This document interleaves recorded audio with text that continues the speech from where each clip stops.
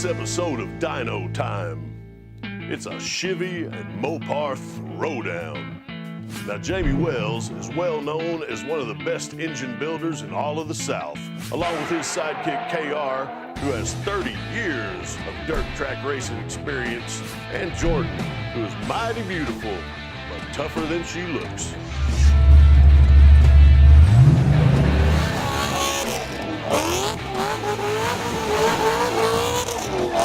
DynoTime, 0 to 60. Hey, this is Jamie Wells with WCH Racing Engines, and you're watching DynoTime. Today we're going to see the difference between a 360 Chrysler and a 360 small block Chevrolet. We use similar parts in both these engines so that it's a fair shootout, and now we're going to let Jordan take this away so she can showcase some of the parts that we used in these builds. We're using Engine Quest cylinder heads in both the Mopar and the Chevy engines. We're also using, in both engines, the Kevco oil pans. And right here we have, by CP Carrillo, their bullet pistons. And of course we couldn't do without the Maxima Racing oils. And these bad boys right here, we have Impact Racing fuel. All in all, it's gonna make for one badass shootout. Now, Jamie and KR are gonna hash it out in tuning talk. Well, here's the deal. I've got 3 years, maybe even more, in the small block Chevrolet for Circle Track 2-barrel.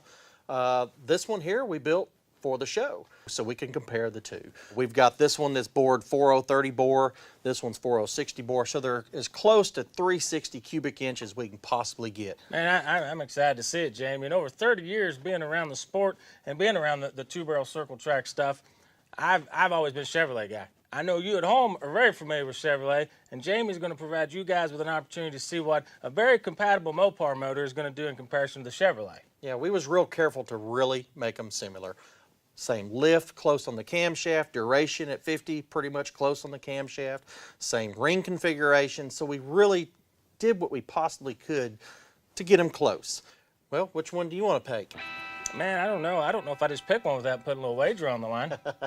Well, how about steak? I like steak. You know, I think I'm going to go with the Dodge. You got all the research in this one. I'm curious to see if your research is going to pay here, and I think everybody else is going to be excited to see the difference. So I'll take the Mopar, and I'll also take my steak that we're going to be wagering on medium rare if we can. Oh, okay, all right. Like it still mooing then. A little mooing would be great. Okay, gotcha. With my Chevrolet, I think I'll definitely take that. Sounds like a plan. Wait, hold on. Hey. I'll put in on this wager. I like my steak medium rare.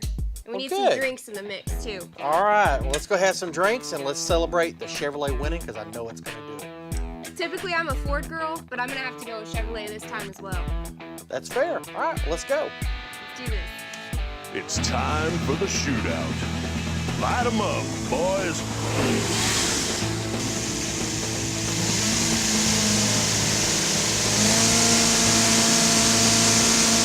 Man, that steak's tasting pretty good right now. I don't think so. This is the KR steak getting to eat the free Mopar motor right there.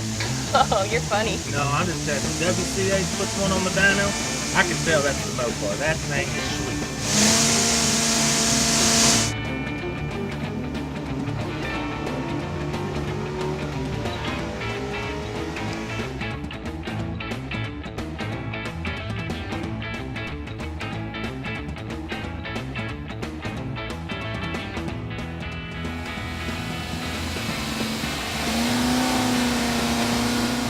My dad used to have a Chevy sounded just like that, and that thing was a winner.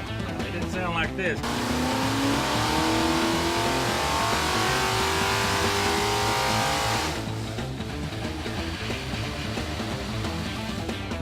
It's time for the grand finale. Now we get to see what WCH Racing Engines has cooked up for us this time. Let's go. Okay, well, I could show you this graph from 4,500 to 6,500 to who stomped whose rear, but we don't care about that. Here's the deal. Second place, Chevrolet.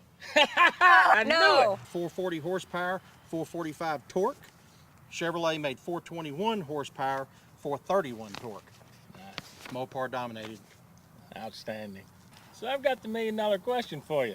Where are you going to take me to dinner tonight? I don't know.